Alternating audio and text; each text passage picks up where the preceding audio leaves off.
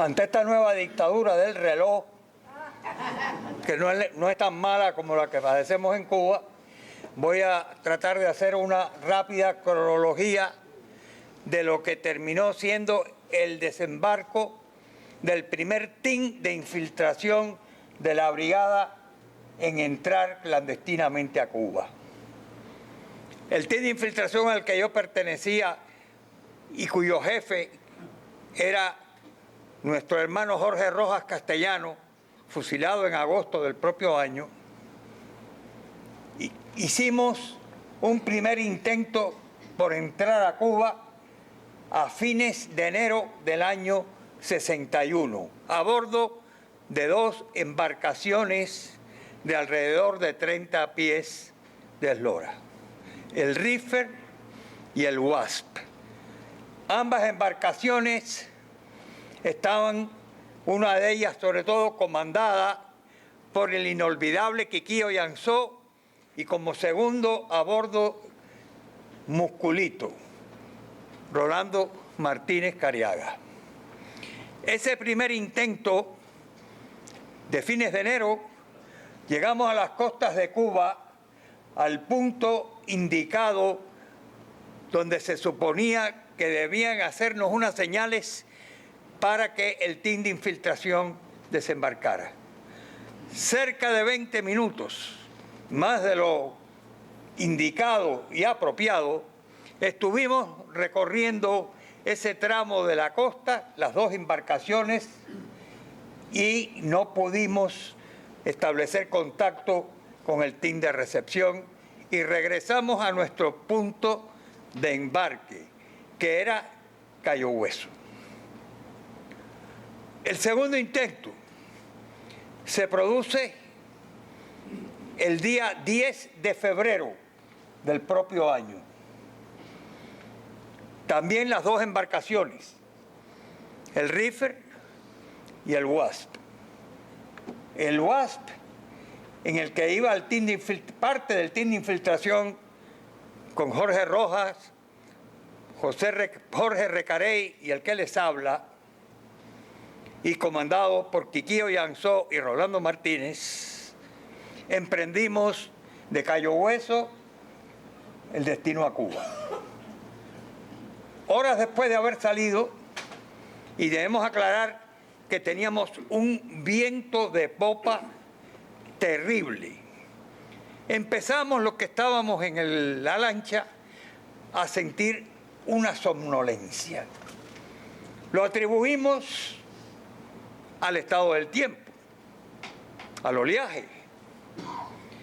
Pero resulta que no fue el oleaje. Nos fuimos cayendo uno a uno. Al sentir esa somnolencia, decidí irme a la proa, al camarote de proa, donde llevábamos las armas y explosivos que debíamos desembarcar en Cuba, y allí me acosté. El hecho fue que un bote que llevábamos para desembarcar, amarrado a la popa, con la quilla hacia arriba, estaba fungiendo de canal a los escapes de la lancha y nos iba introduciendo en la misma el monóxido de carbono.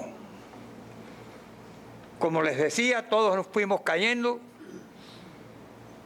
y, tal como ustedes habrán leído muchas veces, efectivamente, no se huele nada, no se siente nada, sino la simple somnolencia, y de ahí se pasa a la muerte. La lancha queda a la deriva. Afortunadamente, el Riffer que nos iba escoltando se da cuenta de lo que nos ocurre.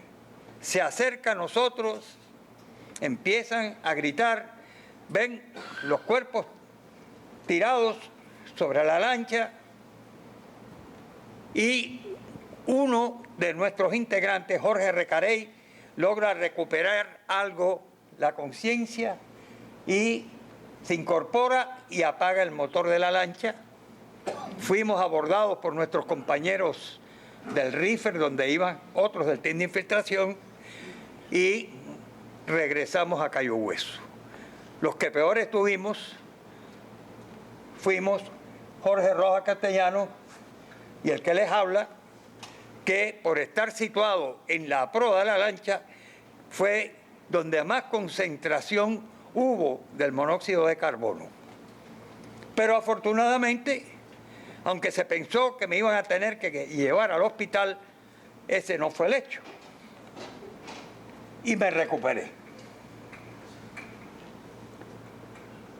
2 días después, 12 de febrero, partimos de nuevo. En esta ocasión, ya una sola lancha, el Wasp, en la que íbamos todo el team de infiltración. Comandada también por Quiquío Yansó y Rolando Martínez, a quien yo lo bauticé como el insumergible, y le explicaré por qué. Llegando a las costas de Cuba, un bandazo de la lancha lanza al agua a Rolando Martínez.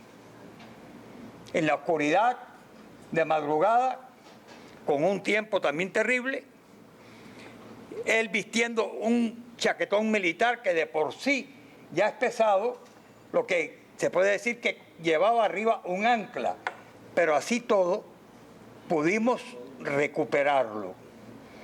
Y lo subimos a la lancha y llegamos a la costa, donde logramos ver las señales del team de recepción que nos estaba esperando.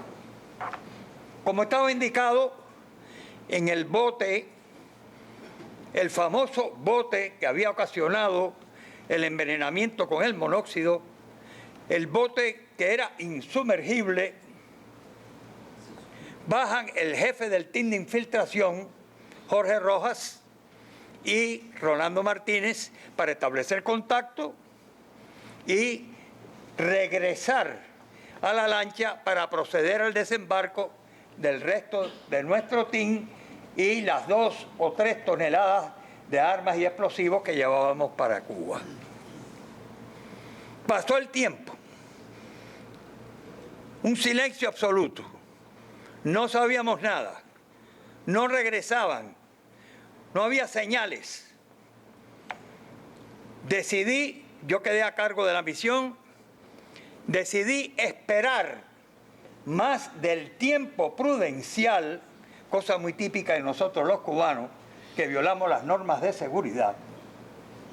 Decidí esperar más del tiempo prudencial, pero ante el silencio, que no sabíamos si habían sido capturados o estaban ya al echársenos encima, di la orden y regresamos a Miami, a Cayo Hueso, perdón. Ya al llegar tuvimos la buena noticia de lo que había ocurrido. Habían establecido contacto con el team de recepción, Musculito y Jorge Rojas, y regresando con 2 de los miembros del team de infiltración, campesinos de la zona de Canasí, que trabajaban para el MRR, regresando, el bote insumergible se sumergió y se hundió. Muy típico de todas las cosas que pasaron y que concluyeron con la derrota militar de Playa Girón. Militar. Los guajiros no sabían nadar. Y ya Jorge Rojas y Musculito no solamente era salvar la vida de ellos, sino ayudar a esos 2 miembros del team de recepción.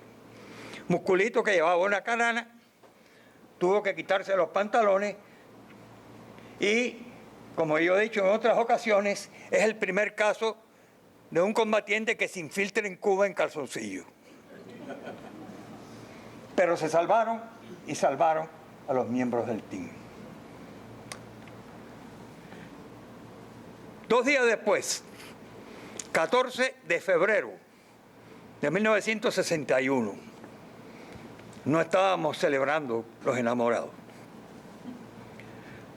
De nuevo, llegamos a las costas de Cuba. En esa ocasión, me tocó a mí como jefe en ese momento de la operación, de ser el primero que bajara a tierra, en esta ocasión acompañado de mi compañero del team José Pepe Regalado. Bajamos en una balsa para establecer contacto con el grupo de recepción. Había un noreste extraordinario. Por mucho que remábamos, y por supuesto Pepe remaba más que yo, él siempre dice que mientras él remaba yo rezaba. No sé cuál de las dos cosas ayudó más. Pero nos iba alejando del punto donde debíamos desembarcar. Hasta que decidí, con el pequeño remo, ir metiéndonos en el agua hasta ver dónde tocábamos fondo con el remo. Me tiré al agua porque nos continuábamos alejando y arrastré la balsa por el cordón que la rodea hacia los arrecifes donde tocamos tierra. Me quedé cuidando la balsa. Pepe fue a establecer contacto con los miembros del team de recepción y cuál no fue mi alegría cuando llegan algunos del team de recepción con musculitos que se exfiltraba en esa ocasión de Cuba. En este momento ya tenía puestos pantalones.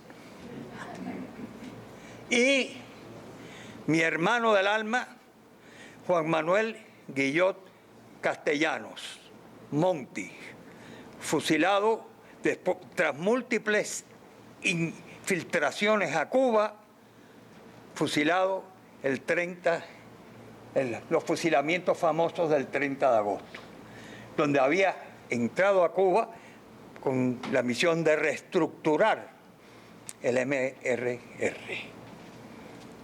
Ahí nos dimos un abrazo la última vez que lo vi. Me deseó éxito y yo le dije lo que me alegraba de verlo salir y me dijo proféticamente, no, yo salgo ahora pero vuelvo a entrar, y efectivamente entró en varias ocasiones.